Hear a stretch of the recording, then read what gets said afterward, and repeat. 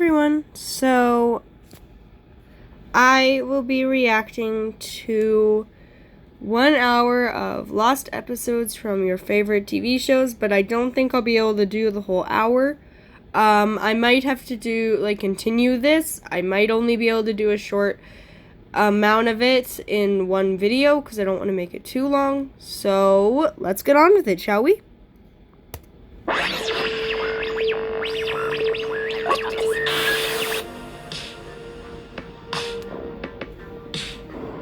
it's my tongue. They didn't take your tongue, kiddo.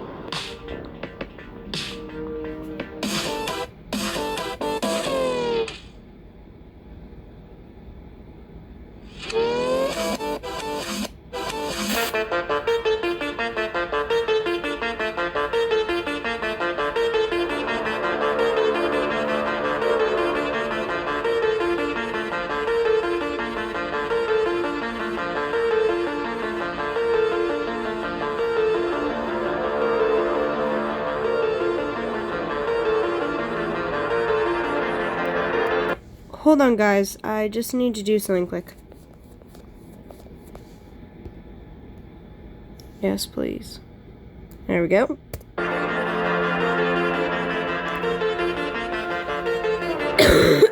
Sorry, guys. I'm not really feeling that good right now, so...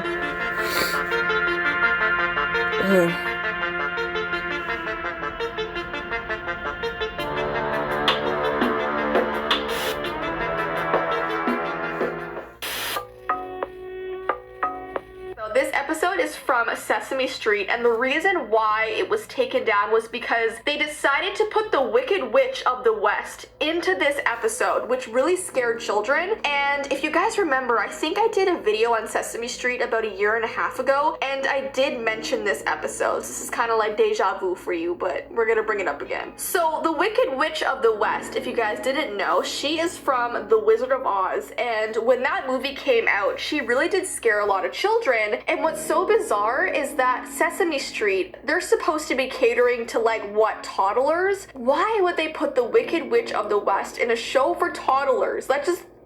Are you dumb? That actually hurt my head. So this episode came out in 1976, and the actress Margaret Hamilton took on her role from the movie and was in Sesame Street. So I guess that's the original actress of the Wicked Witch of the West. I don't really know, I'm assuming so. So basically the premise of this banned episode is that the Wicked Witch of the West is driving. She's flying her broom over Sesame Street and accidentally drops it into Sesame Street. So the whole entire episode is her looking around Sesame Street for her broom. So she's like, "Do you have it? Do you have it? Is it in there? Where's my broom?" And she's all freaked out looking for her broom. And she even threatens to turn Big Bird into a feather duster at one point. So I think kids were just really disturbed at the fact that she was walking around threatening their favorite characters from the show. Sesame Street received a flood of negative feedback from parents who said that their children were afraid and didn't want to watch the show anymore. And it says in quotations, "The threat of the witch's power remains in the children's eyes." What does that even mean? I don't even know. The episode was pulled from the airwaves and never aired again. What sucks about doing this video is that because these episodes were pulled, I can't find a lot of footage or screenshots to show you. I may have 1 or 2 screenshots from each pulled episode, because obviously when they pull an episode of a show, they don't want any evidence of it anywhere anymore. You know what I mean? But anyways, that was the Sesame Street episode that was just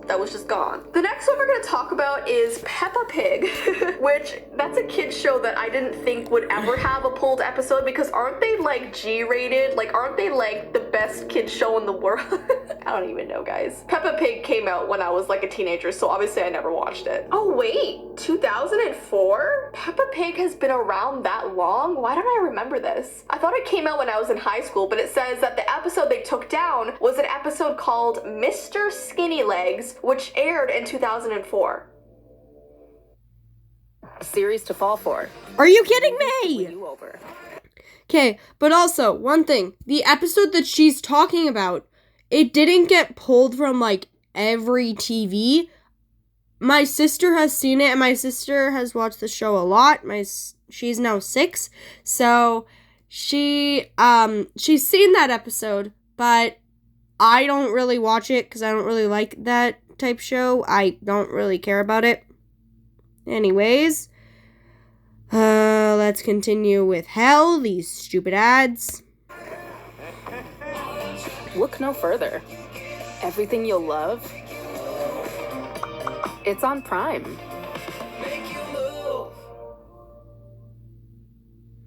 Who's ready to hatch some cool pets? Click here to make your very own monster on Adapt.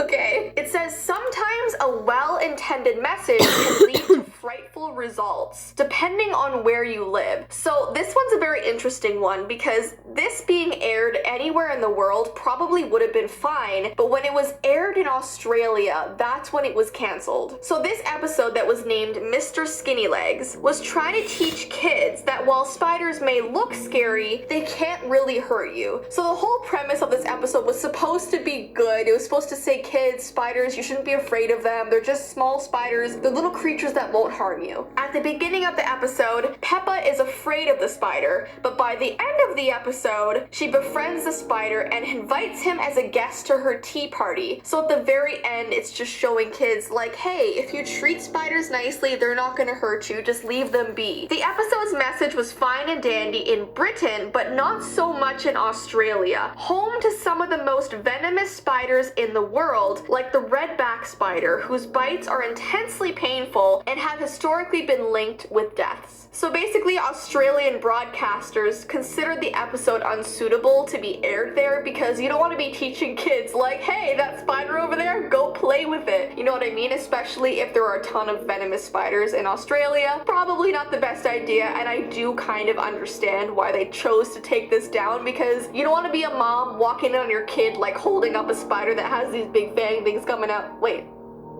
They wouldn't be coming out of their eyes. Like, why am I putting them here? Like, fangs come out of here. Anyways, though, let's move on. The next episode that was taken down was one from Pokemon, and this episode, people call it the Pokemon flashing. That's not the original name of the episode, but that's just what people like. The Pokemon flashing, okay? This infamous Pokemon episode all started when Ash was forced to travel inside the depths of one of his own Pokeballs, which is a really cool concept. Like, don't you ever wonder what it looks like inside of a Pokeball? Because I have always wanted to see inside there. So in this episode, Ash apparently actually travels into his Pokeball. When Pikachu used lightning to detonate incoming missiles, he saved the day. But for kids watching the show, things didn't go so smoothly. The flashing red and blue explosion sent almost 700 Japanese children into bouts of dizziness, headaches, blurred vision, or in some cases, seizures. So this episode made headlines around the world and didn't just get the episode banned, but the entire show had to go on a 4-month break. This is insane to me. I don't remember ever hearing about this, but the fact that that many children were rushed to hospital is insane. Like, how intense was the flashing? Like, it must have been like, how do you make that many children ill? That is insane to me. Anyways, though, let's move on. If you guys remember that happening and that whole controversy, please let me know, because that's not in my memory at all. I don't remember that at all. The next show that had a banned episode was Dexter's Laboratory, and this episode specifically was called Rude Removal. So this one actually says the episode was produced, but it was never aired. So I probably can't find any picture of this because it was only produced and it wasn't allowed to be put on TV. It says in the episode, Dexter builds a machine known as the Rude Removal System, a machine capable of removing the rudeness from his sister Dee Dee. Oh man, that sounds funny though. But then Dee Dee interferes and both siblings get caught in the machine. The Rude Removal System splits the two up into a sweet and polite pair and then a very rude pair. The rude pair are destructive and they swear like sailors. The vulgar language is bleeped out, but the context makes it very easy for viewers to know exactly what they're saying. So Cartoon Network banned the episode from ever.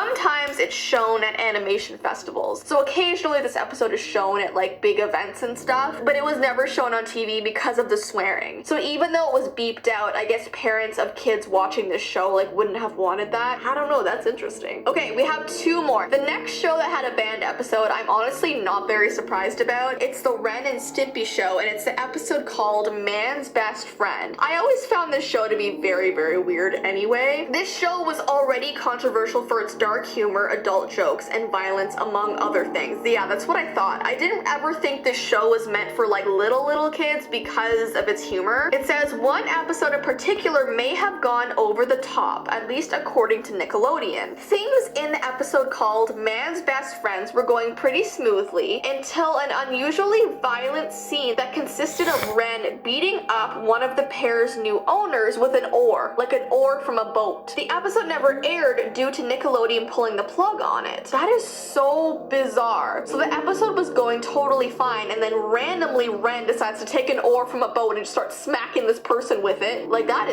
is some violent stuff right there. And the last one we're gonna talk about is an episode from Betty Boop, and it was called Laughter is Contagious. So I don't know about you guys, but I grew up watching Betty Boop, and I know Betty Boop aired like, oh my gosh, when was it even? 40s, 50s, 60s? A long time ago. Maybe even before then, like 30s? I'm gonna have to look up like when Betty Boop first came out, but when I was a kid, we had like VHS movies of all of the Betty Boop episodes, so I watched those all the time with my sister, and like looking back, there were a lot of episodes that were interesting to say the least. If you've seen Betty Boop, you know what I mean. It's not really meant for little kids. So let's talk about this episode. Betty discovers that her creepy clown friend named Coco has a bad toothache. Instead of taking Coco to a certified dentist, Betty decides that she is better suited for the job. So she doesn't take him to an actual dentist. She's like, no, I'm gonna deal with your tooth, okay? In a scene like something you would see in a horror movie, Betty takes some pliers and continuously yanks on Coco's tooth with zero success. So she's trying to pull out his tooth with pliers. With Coco writhing in pain, Betty decides that laughing gas would be the best medicine for him, because as you guys know, if you go to like get teeth taken out, they usually give you laughing gas. But she ends up using too much, which causes the gas to spill out into an entire town, causing people and even inanimate objects to laugh uncontrollably. The cartoon was banned because too much laughing gas was apparently just not a good thing to be showing to children, so that was pulled.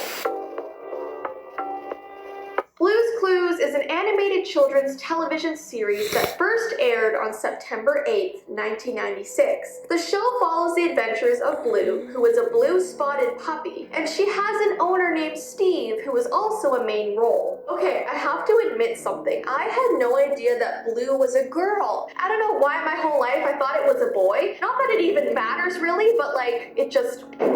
I just dropped my phone. My phone's even shook. Now, this show was so interesting to people because the entire thing was animated except for Steve, who was the host of the show. He was obviously played by a real human, but like everything in the show moved and the furniture spoke and had eyes. It was just an intriguing concept for the time. I mean, I remember I used to watch this show religiously. Religiously? I can speak today. I loved this show as a kid. I watched it all the time whenever it was on. I knew all the songs. I knew everything.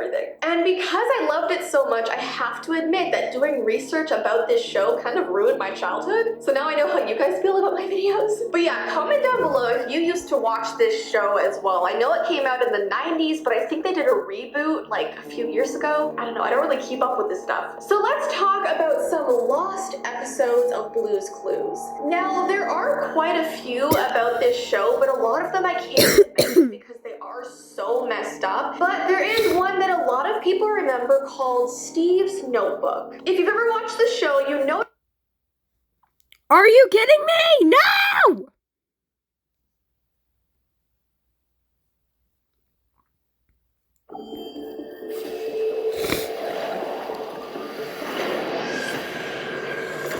Okay, I think after the Blue's clues episodes that Jesse talks about. I'll probably have to end it there, and then I'll continue when I get the chance for part 2, or maybe I shouldn't do it. I don't know. Tell me in the comments once this video is released if you want me to do a part 2 to this, or just continue on with part 1. Let's wait until these stupid ads are over.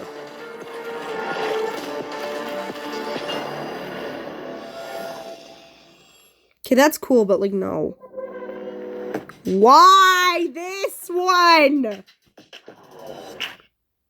Notice that Steve is always holding his notebook with him. He uses it to draw all the clues when he goes on his adventures with Blue. And every episode, Steve is always so outgoing and happy and talkative, and he's singing. People always know him as this crazy hyper dude that has a dog. But there was one episode that people remember where the episode starts and Steve walks on the screen looking very, very tired. He has these dark circles under his eyes. His movements are very slow, almost like he's functioning in slow motion. His eyes look bloodshot, and he walks up to the camera and says, "Hi everyone," just in a completely unenthusiastic tone. As the episode went on, the way he was drawing in his notebook wasn't right. It was almost like he was just scribbling on it instead of drawing an actual object. All of his shapes were distorted. Something was not right about Steve, which people found really weird because if you look at the show, he always draws really well. So near the end of this episode, the creepiest thing happened. The screen got darker, and you can see through the windows of the house that it almost looked like it was about to start storming. And Steve began writing something in his notebook that people couldn't see at first. But then he turned it around and held it up to the camera, and it said, "Help me." And you could see this pleading look in his bloodshot eyes, like you knew he meant it. And then the episode suddenly ended, and people began speculating that maybe Steve was being held against his will, like he had been kidnapped and was forced to make episodes every single day to make this show be popular, and so it would make a lot of money. And maybe he was filming all day, every day, so he could barely rest, and that's why he looks so horribly sick. Now, of course, this is a creepypasta, but it's definitely very eerie to read. As far as I know, this wasn't a real episode, but if you've seen this episode, please comment down below. And then there's the hallucinations theory. There's this other theory that everything Steve is experiencing in the show is a hallucination because he's slowly going insane. And that's why he sees talking objects, that's why he sings songs all day. He's literally living in a house by himself going mad. And Blue doesn't actually exist, none of his friends actually exist. It's a very dark theory. Now, speaking of Steve, there was an actual conspiracy theory that he died. The real actor who played the character Steve in the show was named Steve Burns. So he actually had the same name in real life as his character did in the show. He did the show for 7 years, and then one day he was suddenly replaced by someone else, which really upset people because people loved Steve being the host. So when he was replaced, people were really sad and didn't really understand why. There was no explanation. It was like he was there one day and gone the next, and for 15 years after the show, no one heard from him. He wasn't in the news, no one ever saw him, so people speculated that he actually died. And the producers of the show didn't want to tell anyone because they didn't want it to ruin their ratings. I mean, if people heard he passed away, maybe they would stop watching the show. So they tried to inconspicuously replace him, hoping that kids wouldn't really tell the difference. And trust me, speaking from someone who saw the show, we could tell the difference. We knew it wasn't Steve. And there was even this Lost episode rumor called New Steve, where this new host named Joe came onto the show and Blue knew it wasn't Steve. So Blue asked, "Where's the real Steve?" And Joe looked at the camera and said, "Steve is gone now, and he's never coming back." And this was insinuating that this Joe got rid of Steve so he could be the new popular guy on the show. Now, once again, this was all just a rumor made up to scare people because in 2017, Steve Burns finally came forward and said, yes, he is still alive. He actually admitted that the reason why he quit Blue's Clues was because he was balding. He was starting to go bald. And he says he didn't want kids to start watching him lose lose hair as the show went on, so he decided to quit before all his hair was gone off his head, which I feel like is a reasonable reason to leave. But also, like, honestly, Steve, I would have watched you even if you were bald. Alright, so we have 2 more shows to talk about, and these Lost episode descriptions are a little bit shorter than the Blue's Clues ones, so these are gonna go by pretty fast. But the next show is called Peppa Pig, which I know you guys know about. I've actually talked about a banned Peppa Pig episode in a previous video, but I don't think I've ever talked about a Lost episode. There are so many on the internet, so many, and like the Blue's Clues ones, some are too graphic to talk about on this channel, so we're gonna talk about the ones that are less crazy. So first we have one called Burning House. There was one where the episode started and the title came up saying why, and the whole episode is Peppa and her family dancing around the living room while their house burns down. So literally they're dancing, having a good time, and the walls are on fire, the carpet's on fire, everything around them is burning. And they don't seem to care, which is super weird. And there's a lot of versions where it goes into a lot more detail, talking about how they all like pass away in this house dancing and burning on fire. But yeah, people who claim to have seen this Lost episode said it was very upsetting to see. And the next one is called Backwards. There's another Lost episode where everything seems normal until Peppa comes on the screen and her head is literally twisted all the way around and is facing backwards on her body. And her parents walk up to her and they're like,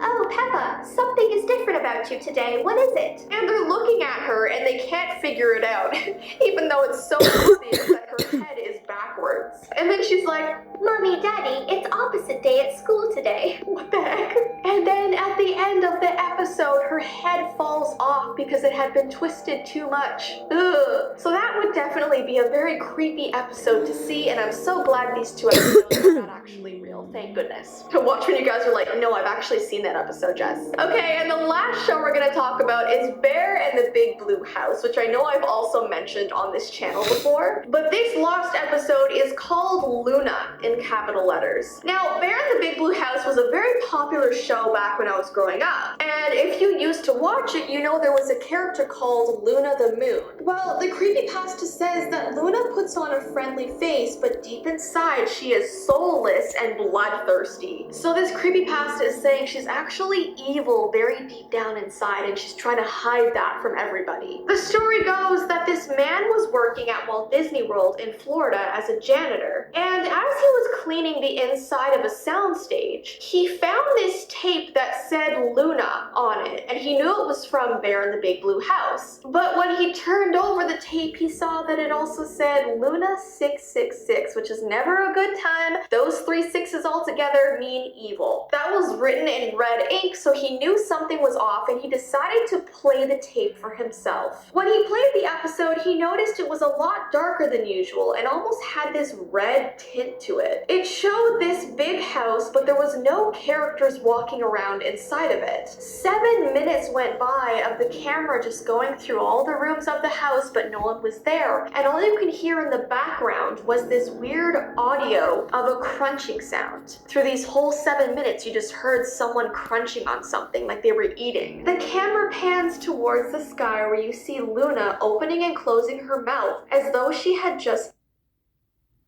Oh my god, this video! What the hell? I'm so sorry, guys. I just hate when this happens. Just eaten something. And then by the end of the episode, you realize that she has consumed all the characters and her friends in the house. She ate everybody. So this Disney worker was so freaked out to watch this, immediately told all the staff, they reported it. And yeah, I don't think this ever aired on television. And obviously it's just a creepypasta, but yeah, that's pretty scary. I used to love this show and I thought Luna was the best character ever, just personally. Oh my god. Thomas the Tank Engine is an anthropomorphic fictional steam... Okay, so I remember this specific train. Oh god.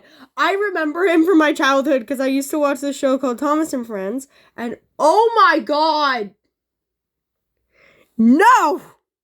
I'm scared because, like, this might ruin it for me. And oh no. There is one show that I hope doesn't pop up, and if it does, I'll give some information about the show like what the name is and all that. Let's just hope it's not here, because oh god.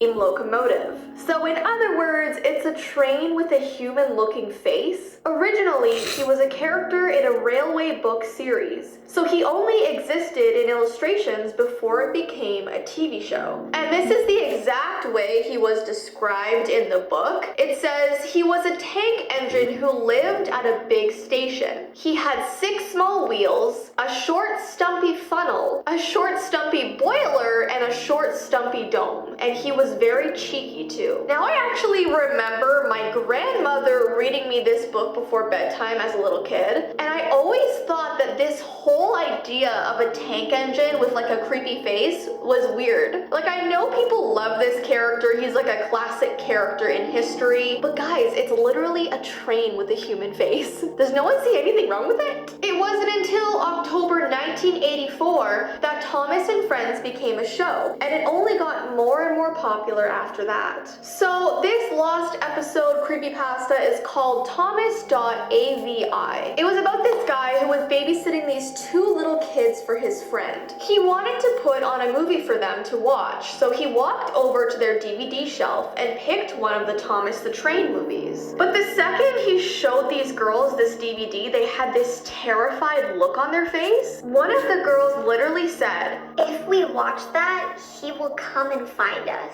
and obviously the babysitter had no idea what they meant by that, so he kind of just shrugged it off and put on a different movie. But that whole evening, he couldn't help but think, what the heck? Who would come and find them? So that night, he went home and put the Thomas the Train DVD into his PlayStation 3 so he could find out what they were so afraid of. Now, when this DVD loaded, he instantly knew something wasn't right. The opening scene was all glitchy. There were no credits at all. The music was playing backwards, which is terrifying. And every time the movie cut to a different scene, there was like static all over the screen for a few seconds. All of the engines at the station looked extremely sad and depressed. They all just seemed so unmotivated to move or do anything. James, the red engine, started crying as he looked directly at the camera, and he said right to the camera, "Please don't make me do it." And then one of the other trains piped in and said, "We have no choice." And they all forcefully started to act out the episode against their will. Apparently it was a very eerie thing to watch, especially because the show was supposed to be super uplifting and happy, but all of these engines look so sad and like they didn't even want to be in this movie. James headed out onto the tracks, and soon he reached a dark tunnel. And as he slowly approached it, everything went black. And after that, nothing happened. It was just completely black for the next 5 minutes until the normal credits appeared and then the DVD ended. So he ejected the disc. He was so confused as to what he just saw, but right before he put it back into the DVD case, he realized that written on the DVD said, "You stole my life." That night, he had dreams about going into that dark tunnel that James went down. And the next morning, when he was getting ready for school, he noticed that all the pages in his English book were ripped out. Only one page remained in his book, and it had a huge letter T written on it, I assume for Thomas the Train. So that night, when he got home, he decided to watch the movie again, hoping to get more answers. Even though it was supposed to be the same movie, it almost seemed different every time that he watched it. This time, it continued after James went into the tunnel. Everything went black, but this time he heard voices of Thomas the Train and James.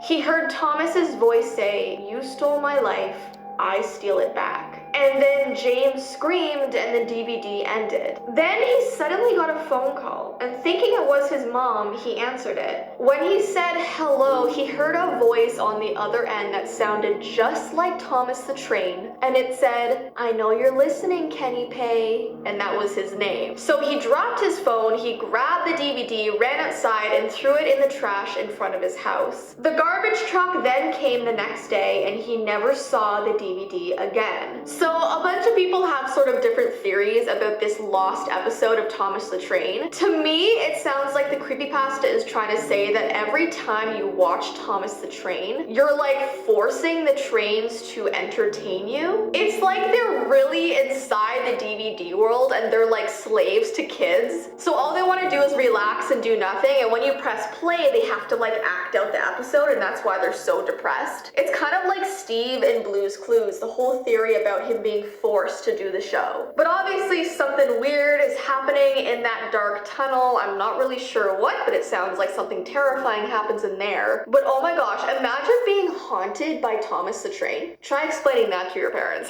It's like, oh honey, why are you crying? Mommy would never understand. It's a train with a base. Now there have been so many creepy memes about Thomas the Train. You've probably seen a bunch of these. I remember there were these specific animations and GIFs going around the internet showing that Thomas the Train is actually this long creepy creature that can crawl out of the train. I also saw this other one created by, I believe, 𝐸𝐾 showing Thomas the Train as this horrifying spider thing. I will literally have nightmares forever about this. Like, imagine he's a train by day and a creepy spider thing by night. No, thank you. Alright, the first show. Okay. I will stop now. I will continue when I get the chance. I'm so sorry, guys. Yeah, it's an hour long. I can't do hour videos because it messes with my, files. So I need to stop. I'm sorry, guys. When I get the chance, I will make a part 2 to this. I'll continue on. I am so sorry. But I gotta go. Bye, guys. I hope everyone has an amazing day.